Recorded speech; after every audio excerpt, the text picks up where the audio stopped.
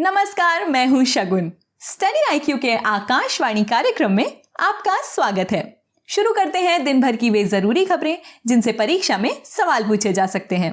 Ramanujacharya statue. 5 फरवरी को PM Narendra Modi Telangana में statue of equality का अनावरण करेंगे। इसे दुनिया भर में सिटिंग पोजीशन में दूसरी सबसे लंबी प्रतिमा माना जा रहा है। रामानुज का जन्म 11वीं शताब्दी में तमिलनाडु के श्री पेरंबदूर में हुआ था। वे अलवर परंपरा से प्रभावित थे। उन्होंने विशिष्ट द्वैतावाद का सिद्धांत दिया। उन्होंने मोक्ष की प्राप्ति के लिए विष्णु भक्ति को जरूरी बताया। उन्होंने वैदिक फिलोसोफर, समाज सुधारक और वैष्णव परंपरा के महत्वपूर्ण एक्सपोनेंट्स या समर्थकों के तौर पर याद किया जाता है। उन्होंने वैदिक साहित्य को आम जन तक पहुंचाया, मायावाद की अवधारणा को दूर किया। भक्ति आंदोलन के प्रमुख उपदेशक के तौर पर वे अन्य सभी भक्ति विचारधाराओं के लिए स्रोत बने। प्रकृति के संसाधनों की पवित्रता की अवधारणा पेश की। उनकी रचनाओं में वेदार्थ संग्रह, श्री भाष्य, गीता भाष्य, वेदांत दीप, वेदांत सार, शरणगति गद्य, श्रीरंग गद्य, श्री वैकुंठ गद्य और नित्य ग्रंथ शामिल हैं। अब रुख करते हैं अगली खबर की ओर। Edtech firms should follow norms. AICTE यानी all India council for technical education ने एडटेक कंपनीज को नियमों के दायरे में रहकर काम करने की बात की है। AICTE के मुताबिक सरकार एडटेक कंपनीज के खिलाफ नहीं है, लेकिन उन क्षेत्रों में काम करने की इजाजत नहीं दे सकती जो उनके डोमेन से बाहर है। AICTE का इशारा एडटेक कंपनीज के डिग्री और डिप्लोमा प्रदान करने से संबंधित है। AICTE और UGC ने इस संबंध में कॉलेज और यूनिवर्सिटीज को भी आगाह किया है। आपको बता दें कि एडटेक एजुकेशन और टेक्नोलॉजी 2 शब्दों से मिलकर बना है। कोविड के पहले ये कंपनियां तकनीक का प्रयोग लर्निंग आउटकम्स को बढ़ाने और पहुंच बढ़ाने के लिहाज में काम कर रही थीं। कोविड के बाद से दुनिया डिजिटल मोड में काम कर रही है, जिससे ये कंपनियां एक ऑल्टरनेटिव के बजाय एकमात्र विकल्प बनकर उभरी हैं। अब नजर डालते हैं अंतर्राष्ट्रीय संबंधों की खबर पर। India Israel relations. 29 जनवरी को भारत और इजराइल ने अपने कूटनीतिक संबंधों की 30वीं वर्षगांठ मनाई। इस मौके पर इजराइल स्थित मसादा किले में भारत इजराइल संबंधों को दिखाते हुए लाइटनिंग्स की गई। गौरतलब है कि भारत ने इजराइल को मान्यता 17 सितंबर 1950 को ही दे दी थी, लेकिन पूरी तरह से कूटनीतिक संबंधों की स्थापना 29 जनवरी 1992 को हुई थी। भारत और इजराइल दोनों ने अपनी गहरी दोस्ती को कायम रखते हुए एक नए लक्ष्य बनाने की बात की है।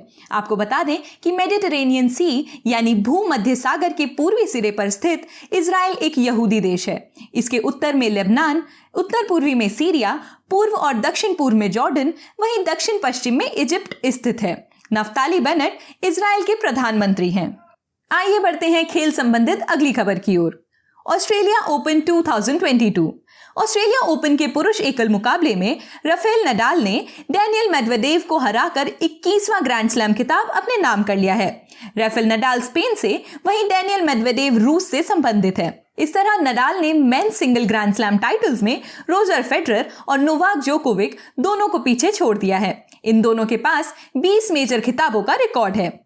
अब आपको बताना है कि ऑस्ट्रेलिया ओपन में विमेन सिंगल का खिताब किसने जीता है और साथ ही बताना है कि वे किस देश से संबंधित हैं। कमेंट बॉक्स में इसका जवाब जरूर दीजिए। इस सवाल का जवाब जानने के लिए आप 29 जनवरी का आकाशवाणी कार्यक्रम देख सकते हैं। हमने इस खबर को वहां कवर किया है।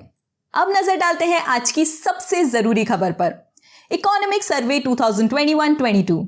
वित्त मंत्री निर्मला सीतारमण के द्वारा संसद में इकोनॉमिक सर्वे 2021-22 पेश किया गया। सर्वे को राष्ट्रपति के संसद के जॉइंट सेशन यानी संयुक्त अधिवेशन में दिए गए अभिभाषण के बाद पेश किया गया।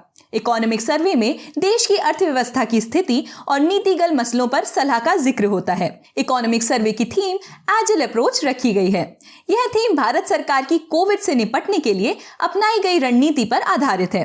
आइए अब नजर डालते हैं सर्वे की प्रमुख बिंदुओं पर।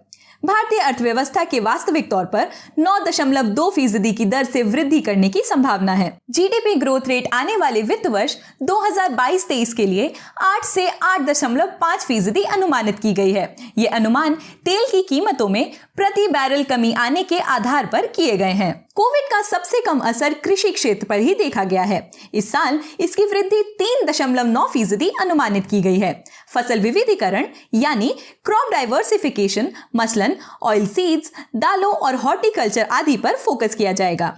इंडस्ट्रियल सेक्टर की ग्रोथ 11.8, वहीं सर्विस सेक्टर की ग्रोथ रेट 8.2% अनुमानित की गई है। सर्वे के मुताबिक भारत में तीसरा सबसे बड़ा स्टार्टअप इकोसिस्टम है।